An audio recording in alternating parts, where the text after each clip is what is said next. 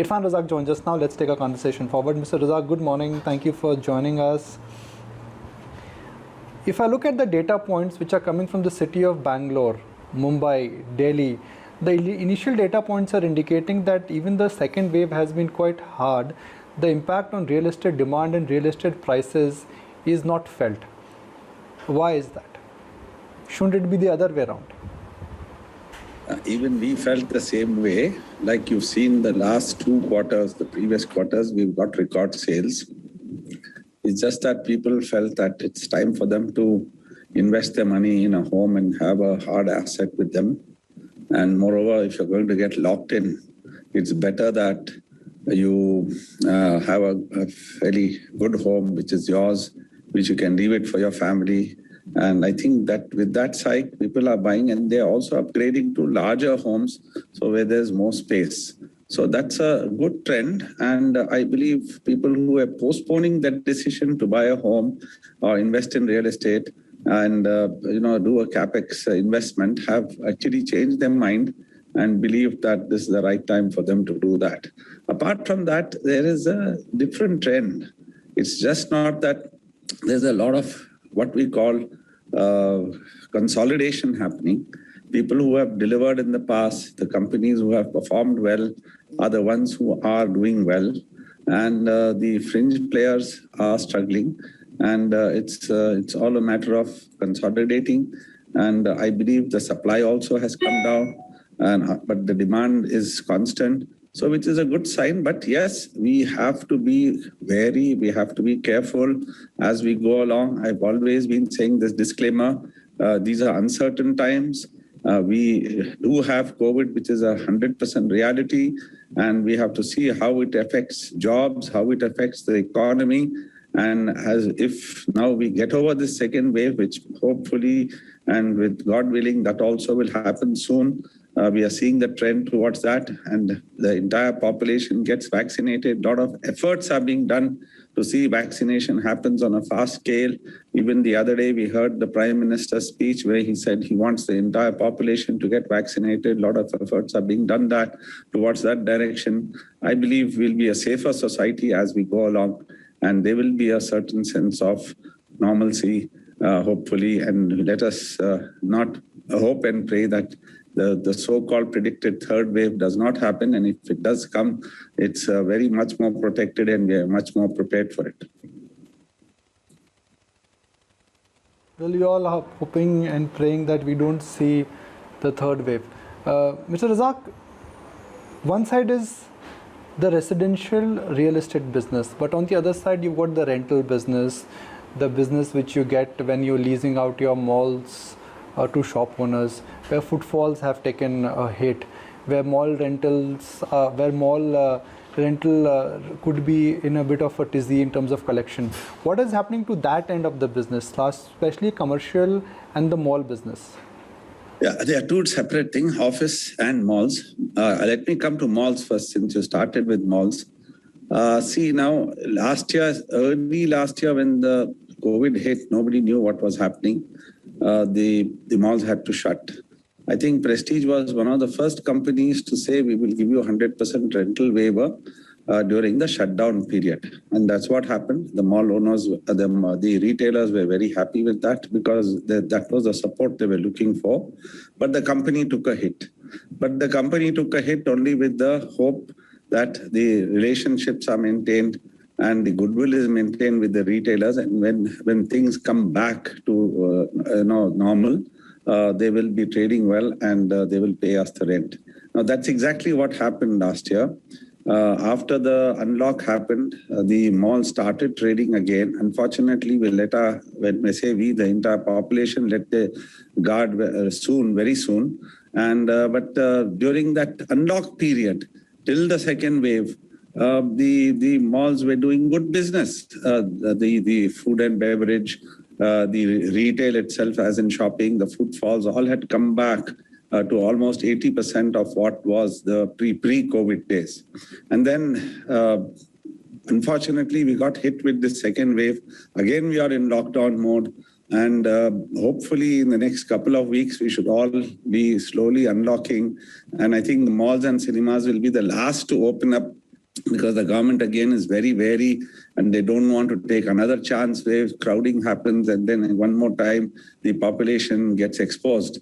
The only way I think this can be solved is the vaccination, and I think there's a lot of effort going towards this. We as a company also have done over 11,000 vaccines for our staff, for their family members and the community around, which is helping and which is giving a positive vibe. Yes, malls will currently in a bit of a stress, but I strongly believe as we go along, we will be doing far, far better and malls will bounce back big time. Maybe 3 months later, 6 months later, I'm hopeful, and we'll all be, continuing with what we were doing. So, and of course, we need to follow the safety protocols. And if we follow the safety protocols, it is good for all of us. Now, coming to offices, fortunately, one good thing about offices is wherever the lease agreements are in place, wherever the rent has been coming, all the multinationals have been paying rent, but they have not been going to office. They have been, all the IT professionals have been working from home, but the companies also realize that working from home is not a permanent solution. It's only a solution to keep the employees safe and to see that the business continuity happens.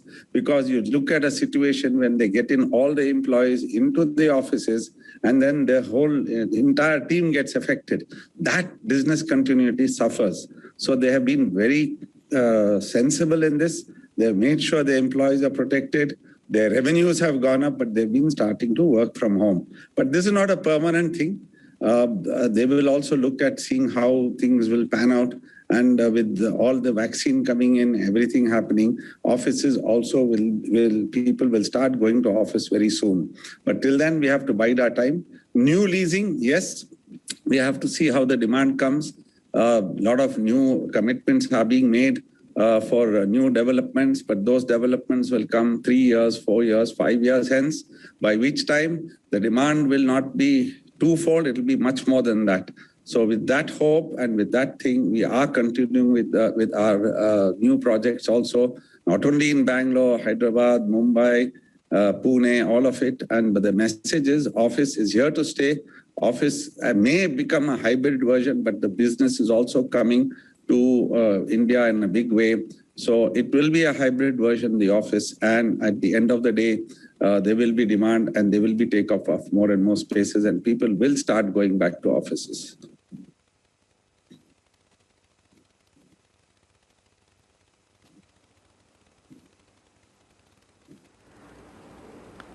Okay, so you do see that demand returning as well.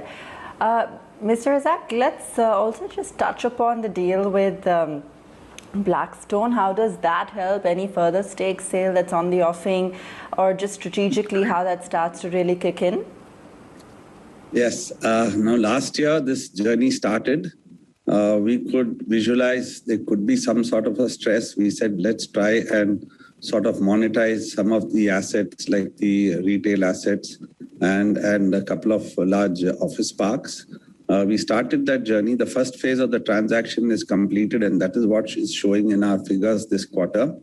But the second phase also is on its way. A few construction assets and a couple of assets which got left off in the first phase will get concluded. And by July middle, I think even that should get done.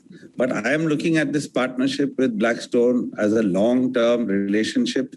I believe that there's a lot of value that we'll be bringing to each other, and there'll be less reliance on debt and more equity infusion. If it happens, it actually makes both stronger. And the funds are very bullish on both hospitality, office, as well as in retail. So we are still constructing retail. 2 of our new malls are almost ready.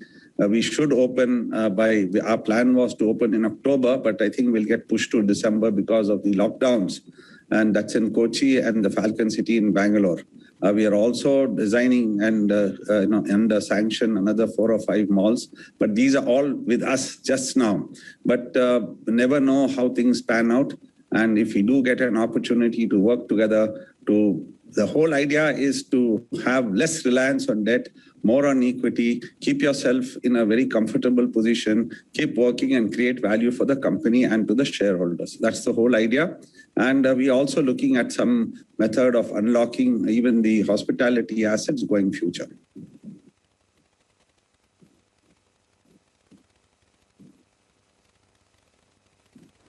Okay.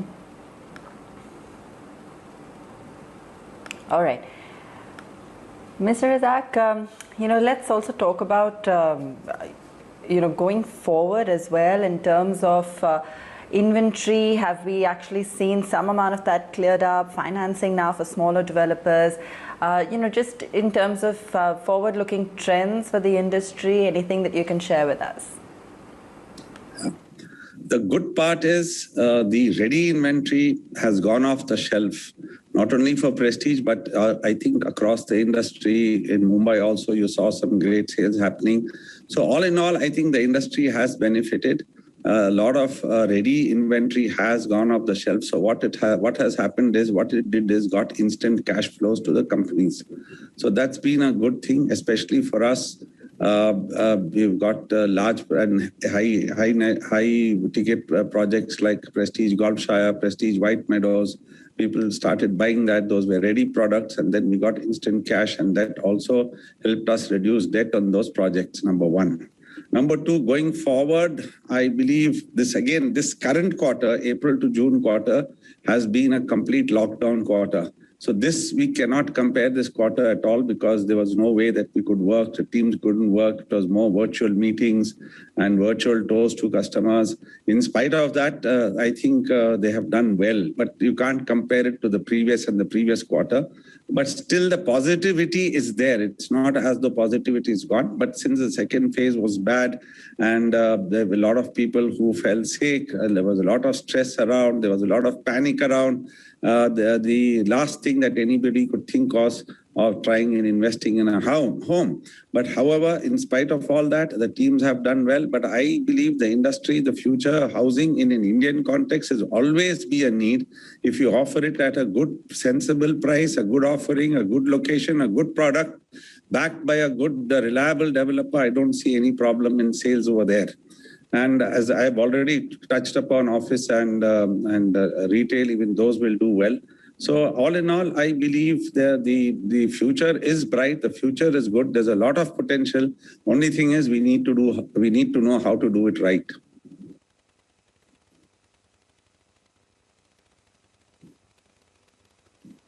Absolutely. All right, Mr. Razack, thanks so much for joining us. Always good speaking with you and sharing your in-depth some of the current factors at play in the industry and also for Prestige Estate. Okay, we're going to take a very quick break. We'll be back in just a moment.